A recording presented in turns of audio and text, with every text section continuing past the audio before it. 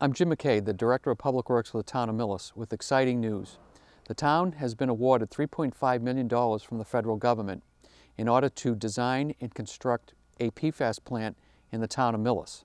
If you'd like to learn more about PFAS, also known as forever chemicals, you can find a video titled Millis 02054, Understanding PFAS, at millismedia.org.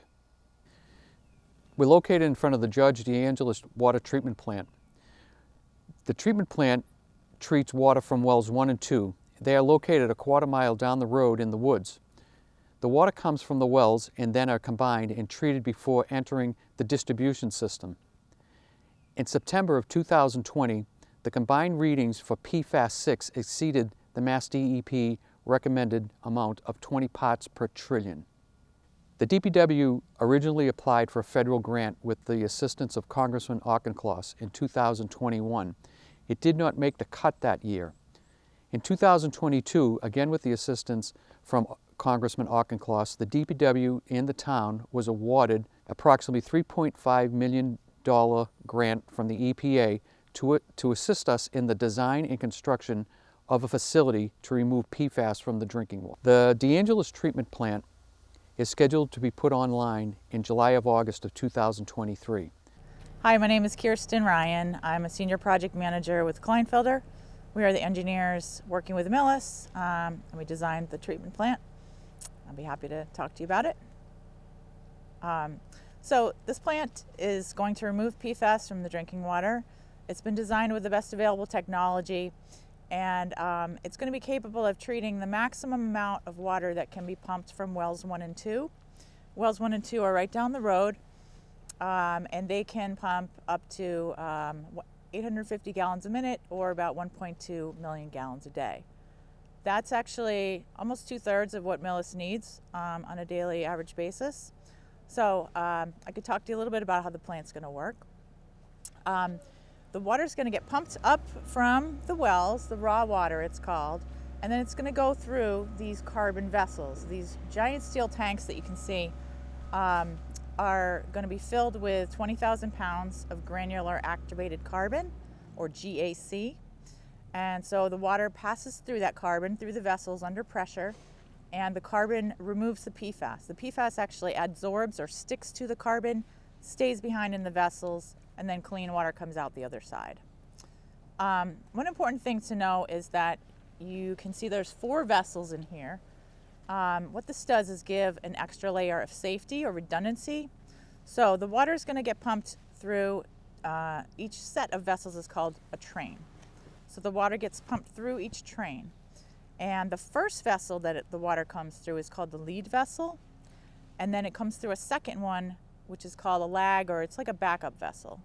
So during the course of normal operation, the town's going to be testing the water coming out of that lead vessel. And once they start to see PFAS detected there, there'll still be no PFAS-free coming out the second vessel.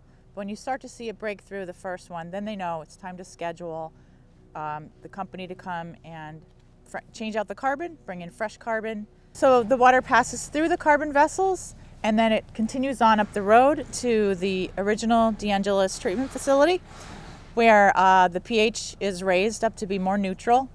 And then the last thing happens is chlorine is added to disinfect the water before it gets pumped out to the system, to people's taps. So as I said, the plant is designed with the best available current technology. You know, none of us has a crystal ball. We didn't even know what PFAS were a few years ago. So in the future, if there's more compounds that need to be regulated, there's space in this plant to be able to add more equipment and remove those in the future. So in order to make sure that the PFAS were going to be removed, we did a lot of testing during design. So we did something called pilot testing. That's where we have a small scale system that mimics the behavior of the large filter vessels. And we tested for the maximum amount of PFAS compounds that a laboratory can detect, which is 29. So Massachusetts requires the removal of 6 PFAS compounds, but the testing that we did went above and beyond and showed that it's going to remove all 29 compounds. Millis has 4 more wells, and PFAS is in all of the wells. Well 4 is located near the south end pond. It is tested quarterly.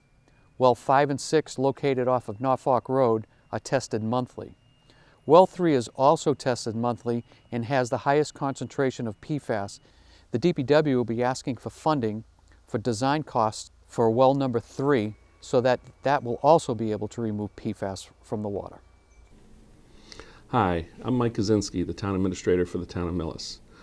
On Wednesday, May 3rd, 2023, at the Spring Annual Town Meeting, the Department of Public Works will be seeking funding of $272,900 for the design of a PFAS filtration plant for well number 3. This is a second phase from the PFAS filtration plant that was approved, and it's well on its way to completion for wells 1 and 2. So we're hoping the town will approve this much-needed water infrastructure project, and we all hope you come to the town meeting on May 3rd to make your voices be heard. The town officials have received a lot of questions about the source of PFAS and why has it entered the town's aquifer. What I can tell you is that the town is part of a class action suit is seeking funding to help offset the cost of these plants. We also have a lawsuit against a local property owner that we believe contributed directly to one of the well's contamination. That lawsuit is ongoing and can't say too much about that, but I want the residents to rest assured that we are pursuing all legal actions to try to mitigate the costs of these plants to the residents of the community. I would like to thank Millis Community Media for bringing this very important information into Millis homes. If you have any questions, please email me at jmckay@millisma.gov, or you can visit the town's website at millisma.gov, type in PFAS, and you can find a lot of information on this subject. Again, thank you.